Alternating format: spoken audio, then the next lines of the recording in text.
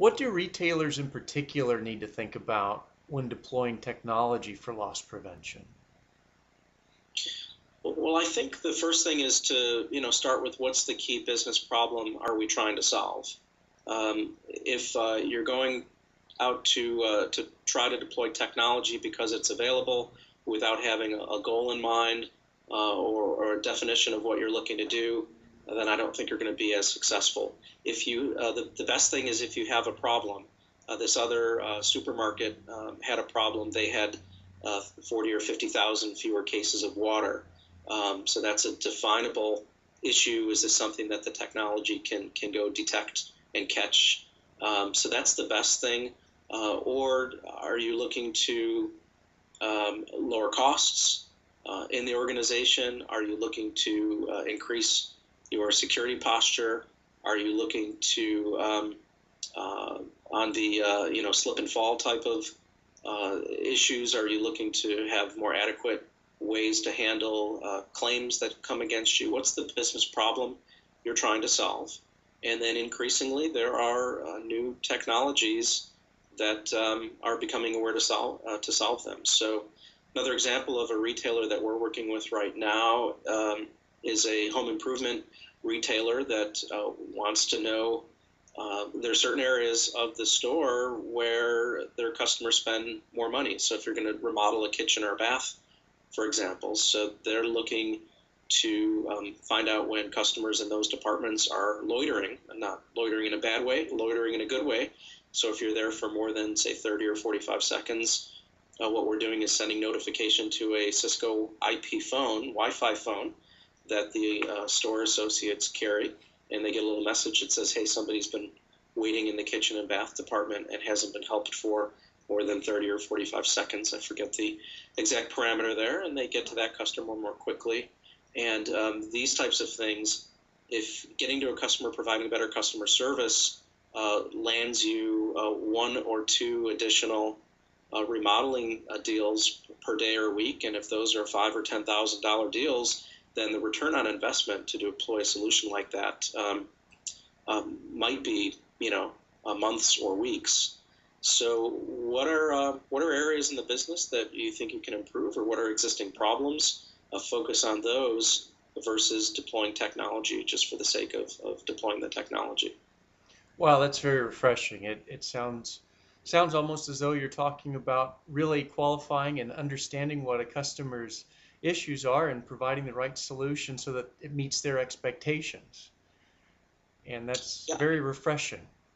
yeah. I hope that that's what most of the integrators and resellers in the industry are doing is trying to understand their customers' businesses and trying to solve business problems. Those will be the most successful deployments of security technology. Well, you've certainly outlined that really well, and it sounds very exciting with what Cisco is doing. Do you have any advice for someone getting into physical security? Do you mean from a reseller perspective, or at a customer, or from what aspect? Well, from an aspect of new blood, someone looking at getting into the security industry as a career. You've obviously done well, you're advancing in your career, and working with leading edge technology, something as we all know is very exciting. Do you have any advice for someone that's thinking about getting into the physical security, electronic security industry?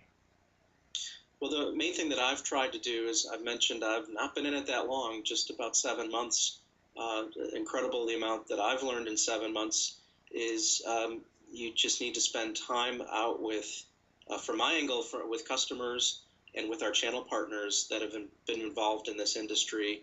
A lot of folks that I've talked to over the last 7 months have been in this industry for 30 years and have been some of the pioneers in the industry deploying technologies. So I think just being out, viewing deployments, seeing old, 10-year-old, 15-year-old analog deployments and how customers use them. And what strikes me, a good example of this is I met with one customer. They're not using videotapes anymore. They do have network video recorders, but when they are searching through Video archives, they bring up an archive and they hit the fast forward button and they go to 16 or 32x, and then they sit there looking for the event that they're looking for, and sometimes that takes a minute or two, and sometimes that takes 30 to 45 minutes. So opening their eyes to the fact that we've got a forensic search tool in our product, just at a very high level.